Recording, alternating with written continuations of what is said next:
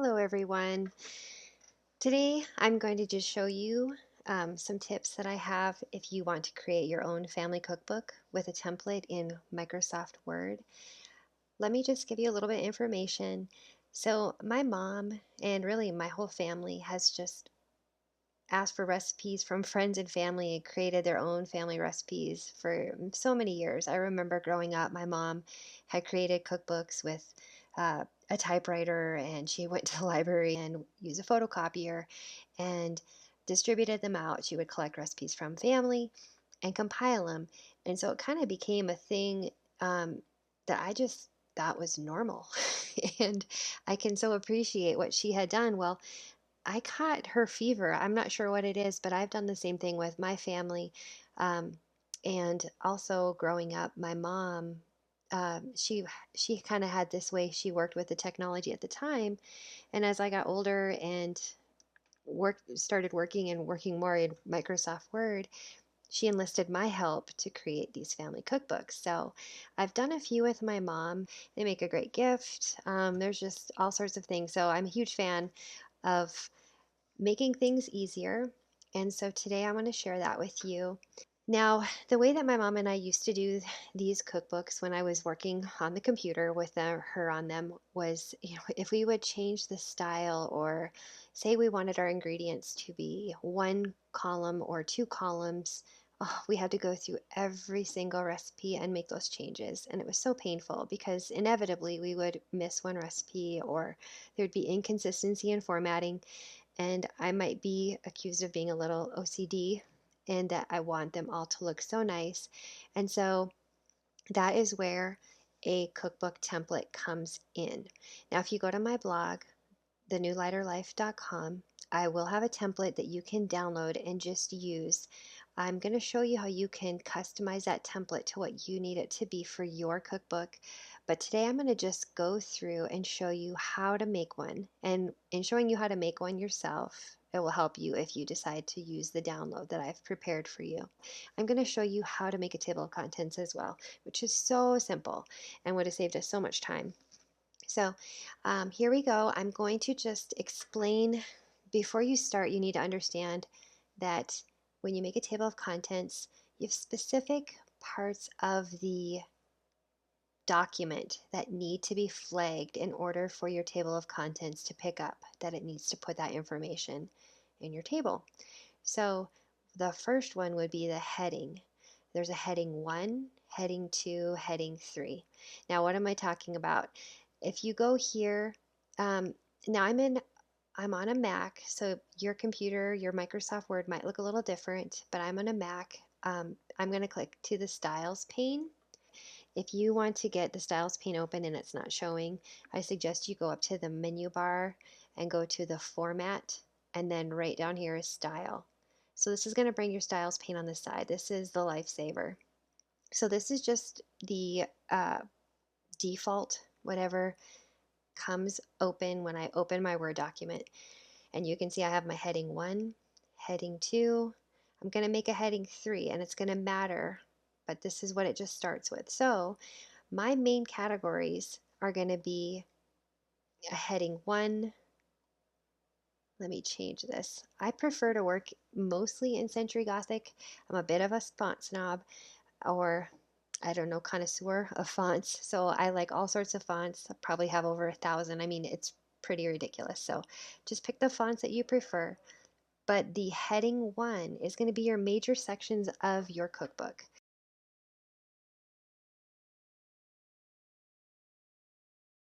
Okay, so those are going to be my major heading 1, my sections. Now, what I want to do is just show you how to create your heading. Now, heading 1. Now, mind you, for me, this doesn't matter. This is a non-issue category, again, just for my table of contents. So if I have my headings, I want to let my document know that every one of these is a heading. It is a section of my cookbook. This is the default. You cannot change the name of these. This is very important to leave this the same. But what I can do is I can select heading 1. If I just click this, it's going to apply that style to each one of those sections. Now, I can also just drag down the menu, click the arrow down, and I'm going to say update to match selection. So that's going to do two things. It's going to change my heading 1 to match that text that I have, and it's going to apply heading 1 to each one of those. The way that it is right now, this is just normal text. So there's nothing that's going to tell my document that is part of my table of contents. So I'm going to go to update to match, and now each one of these, it reads it as heading 1. That's important. Now the next part I'm going to do is my subheadings. Subheadings, I actually care what they look like because these are going to print in my cookbook. So these subheadings are things like for breakfast, I have a grain section, I have an egg section. Um, it's not necessary, but let's face it, we get to desserts and we've got like 5 different categories. So for me, it's really helpful to have these subheadings, these subsections that are really helpful in organizing the information and finding things in the table of contents. So I'm going to go ahead and add those in there.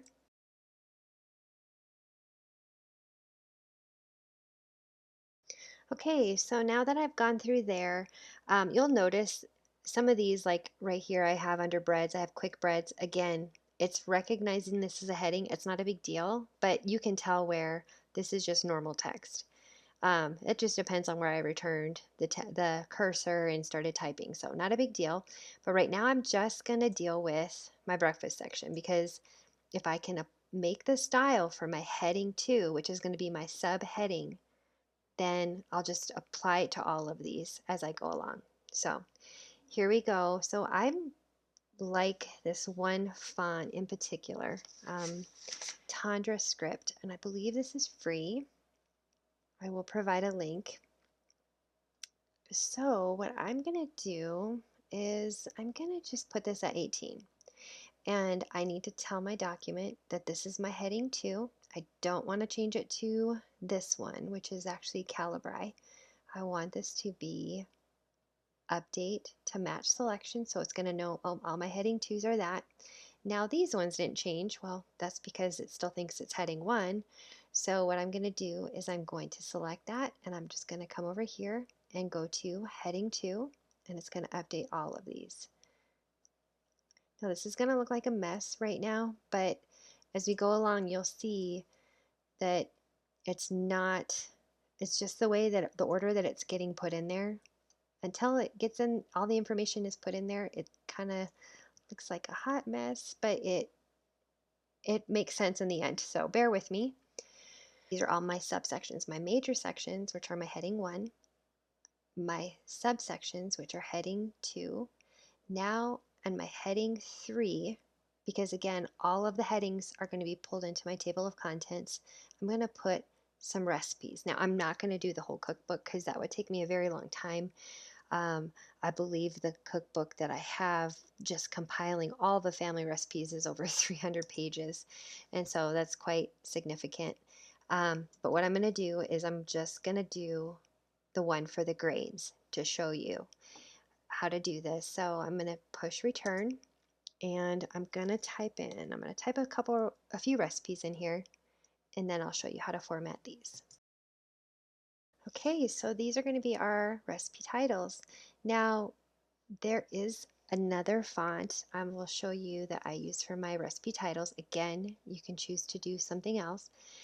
I'm going to select the text that is on my recipe titles, and I like this Bodoni 72 small caps. Now I want this to be a little bit bigger because it's just a little too small for me. And so now these are the names of my titles, and I'm going to come over here and I'm going to select heading 3, the arrow down, update to match selection.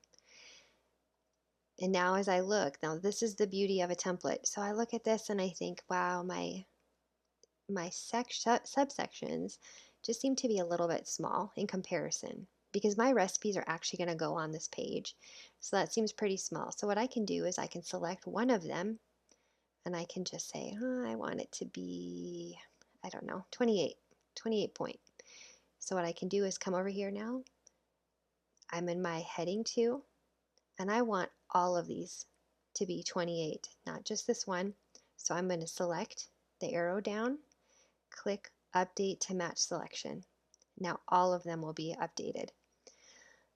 So that is the start of it. Now I will go in and I'm just going to enter this first recipe. So I have the streusel coffee cake.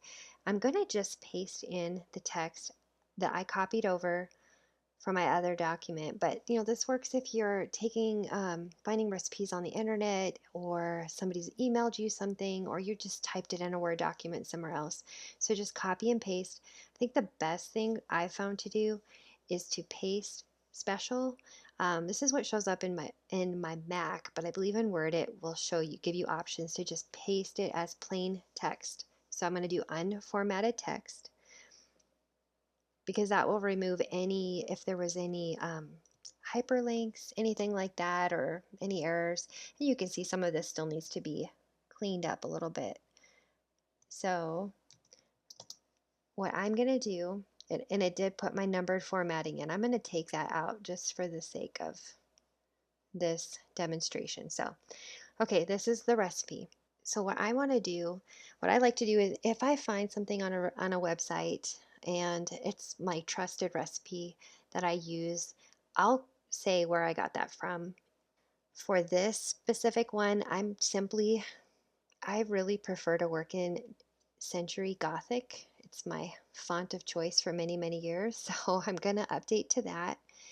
And I like to, for the person that gave me the recipe, I like to italicize that font, and I also like to move it over just a little bit. This is all personal preference. There's no rhyme or reason to it necessarily, just what I like to do. So this is going to be, I need to create a new style. I no longer care about the headings. I've got all the information I need in order to create my table of contents. What I want to do is create a new style, and I'm going to call this one Author Notes. Okay, so it's created my new style, Author Notes, and I am able to, the other thing, I can just go through and say anything. You can have that be what you want, from thenewlighterlife.com, whatever you want it to say.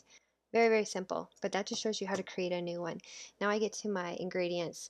Now, some of these, I'm trying to go through, again, consistency, but if, you have cup, you should spell out cup every time. So now we get to our ingredient section as we just move down. I prefer to have a table type, where they're split up. There's 2 rows of ingredients. Again, completely up to you. But what I'm going to do is I'm going to select all this text, and I'm going to create a center left justified tab, which would be at 3.5 inches. So over here is my tab. I've got all this text selected, and I'm just going to put that there. So now whenever I put a tab in, it's going to read that it's right there. If you are not sure where there's a tab, or there's something just looks formatted off, I like to click this button, and it shows or hides all of the strokes, the keystrokes that are on the document. So you can see if there's what kind of returns there are. It can get really busy looking, so maybe not the most visually pleasing to work in, but I like to be able to see, okay, I have a tab there. This is good. Now, one thing to note is this recipe has 2 different sections. There's a cake section, and then there is a topping section. This would be where my streusel topping is. Okay, so what you can do, if you want, you can make this streusel topping, make it a different font or weight. You can make it bold text so that it's known where in the streusel topping ingredients. So what you may want to do is just do that. I don't know. I mean, you can play around with it and figure out, what do you really like? What do you want it to say? Okay, so that's my streusel topping. So I can go ahead and have my cake toppings, or cake ingredients, and my streusel topping ingredients down here. Here's my directions. We'll get to that later, but I can also separate it out that way. This is something that I have preferred to do from time to time. So I think this is too close. My ingredients, first of all, are too close to my note. So what I'm going to do, now remember, I've already created my author note, so I'm going to go over here And I'm going to maybe give myself, let's see what this does. Yeah, I'm going to go 1.15 just to give me a little bit of space between the two. And I'm going to again go over here and apply update to match selection. So anything I put will have a little bit of space. Now I have my ingredients. I have 6 ingredients on the top. I'm going to separate these so the streusel topping is by itself, but I'm going to drag it over to where I know that tab stop is. So I can just very easily see that. Do this. And you know what, for the streusel topping, what if I did that and I centered it or got rid of that? Okay, so we're going to try that. I'm going to say that I want that to be my main ingredient. So I'm going to create a new style. Okay, so now I know, like, this is a main portion of the ingredients, like a main divider of the ingredient. And I can rename that if I'd like to, but I'm going to leave it there. And then, okay, before I move on, so I have my main ingredient divider. I'm going to make sure that I have my ingredients. So I haven't created the style yet. So I'm going to create a style for my ingredients. Okay, so my ingredients, and I have my main ingredient, so I can know that's a divider. I'm going to apply my ingredients, and what that's going to do is it's going to put my tab stop all along.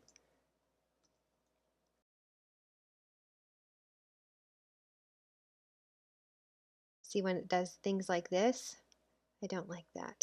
So I usually try to figure out how can I make this short, and I think, oh, I really actually mostly like to use walnut, so this is how I get around it. I want to have a little bit of a divider in here, just like I did there. So I'm going to now update to match the style. Okay, so now I'm into the directions. On the directions, I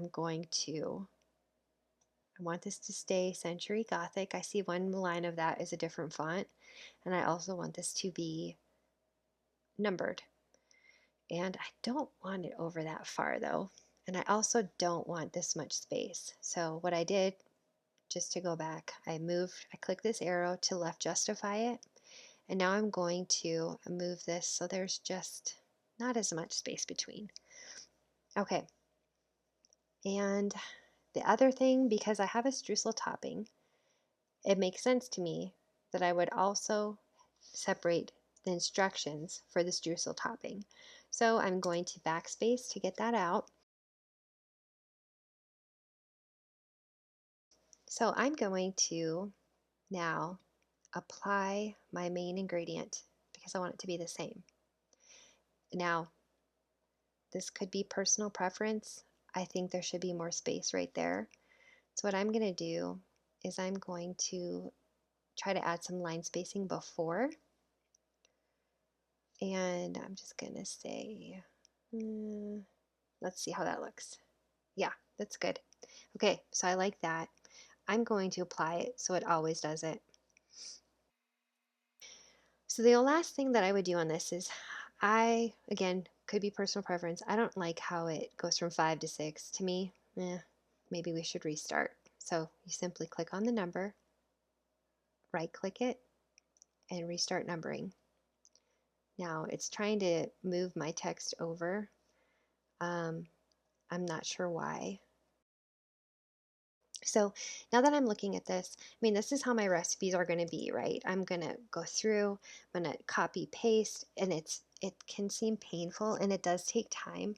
If you're starting out collecting recipes from family, or you just have a few like that are your go-to and you just want them in a Word document, just doing them a little bit at a time, it's really not so bad. And once they're in there, it is a huge time saver if you need to make any tweaks to them, like I said, or need to share them or whatever you need to do. So this is the general way that this is going to work. So now I want grains on its own page. So I'm going to do a command return or enter, and I'm going to have that on its own page up here. And then my very first recipe is going to be my streusel coffee cake. Now, I think it's too small. So that's the beauty of this, is that I'm going to go ahead now and I'm going to make it bigger. So now what I want to do again, these are going to be small, so I'm going to apply our update to match selection. Okay, so all my recipe titles are going to look the same way. So what I want to do, I'm just going to create some returns in here, and then I'm going to show you how to get your table of contents. Before I do that, I do want to make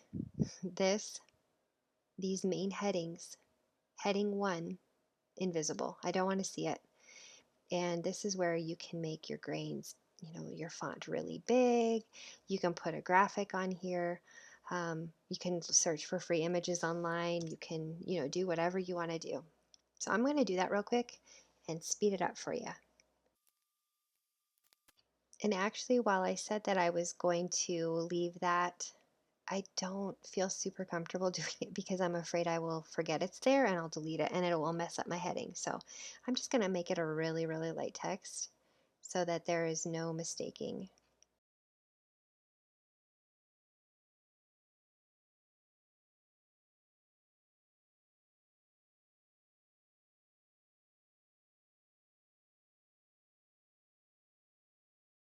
Okay, that's it.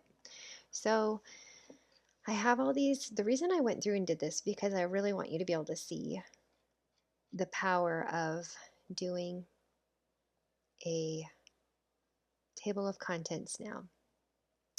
So in order to do the table of contents, I want this to be before anything else. So what I have to do is I have to put my cursor before anything else, the very first item on the document. And I'm going to go to References, and I'm going to click Table of Contents. You can choose any one of these styles. I'm certain there's a way to edit them and to create a different style based on this, but I do not know how to do that, and I am not Googling that. So we're going to do this.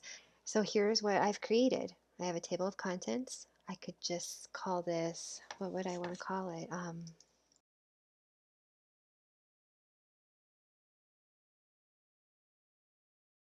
Now I believe I can actually make this centered. I can change this. I can change the font.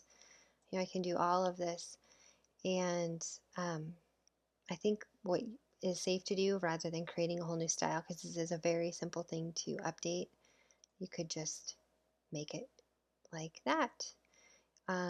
Just doing it how you would normally update these documents or these characters.